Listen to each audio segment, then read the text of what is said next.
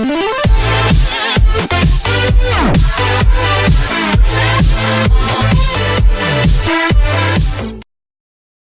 Solo wants to be president of the U.S. Soccer Federation.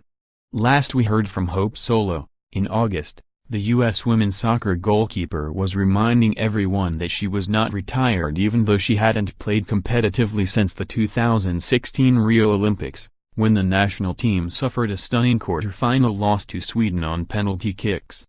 After the game, Solo called the Swedish players a bunch of cowards for their defensive-minded tactics, which in turn led the U.S. Soccer Federation to suspend her for 6 months and terminate her national team contract. Solo had shoulder replacement surgery while serving the suspension, and she turned 36 in July. Peru soccer captain tests positive for cocaine, will miss the World Cup while Solo returning to the pitch may be a long shot. She isn't about to step away from the game. Far from it. On Thursday, Solo announced her candidacy for U.S. Soccer Federation president, centering her candidacy on making the sport more open for all in this country. Solo announced her intentions in a Facebook post. The systemic problem in U.S. soccer starts at the youth level. Soccer has always been a middle-class sport and in more recent times, has become an upper-middle-class sport. Some of the best clubs around the country charge each youth player between $3,000 and $5,000 per season. I have personally witnessed young players heartbroken over the financial reality that they could no longer pursue their dream.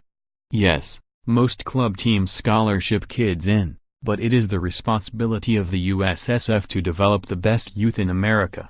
The system has been set up to discriminate and to overlook the disadvantaged because of an arrogant belief that the United States possesses the world's best athletes, so therefore we can get away without having the world's best soccer players.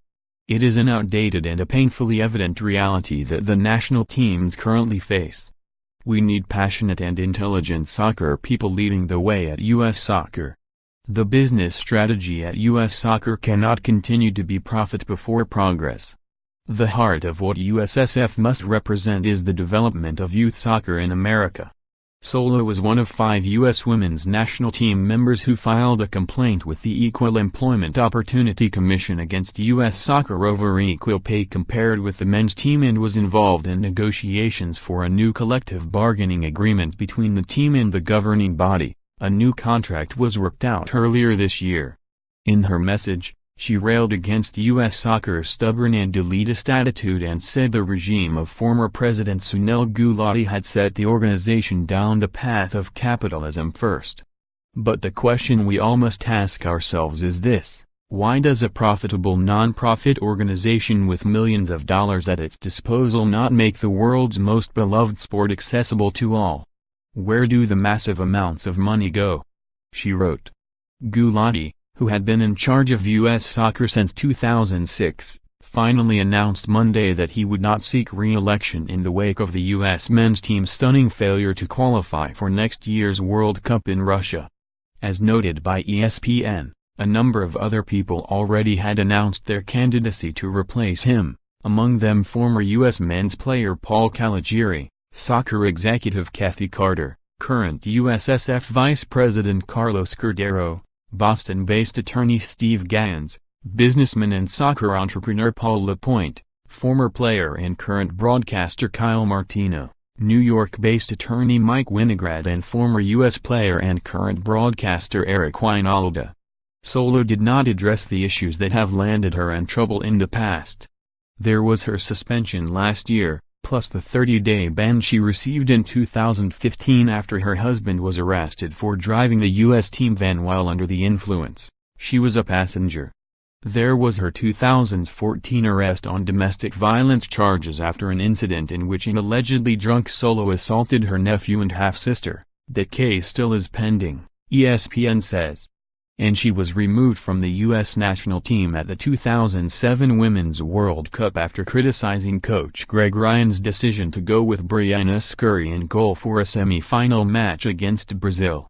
The American suffered a 4-0 loss, and afterward Solo said the choice of Scurry was the wrong decision. "I know exactly what U.S. soccer needs to do, I know exactly how to do it, and I possess the fortitude to get it done," she wrote. I have always been willing to sacrifice for what I believe in, and I believe there is no greater sacrifice than fighting for equal opportunity, integrity and honesty, especially in an organization like the USSF that could give so much more to our communities across the nation. Soccer is the world's game, and I want to share it with all of America. Read more from the Post. Browns hire new general manager on same day they fire previous personnel chief. Ex-NFL star Warren Moon denies sexual harassment claims. Trump tweets that NFL is weak and out of control because of anthem demonstrations. LaVar Ball trolls Trump with gif of him dunking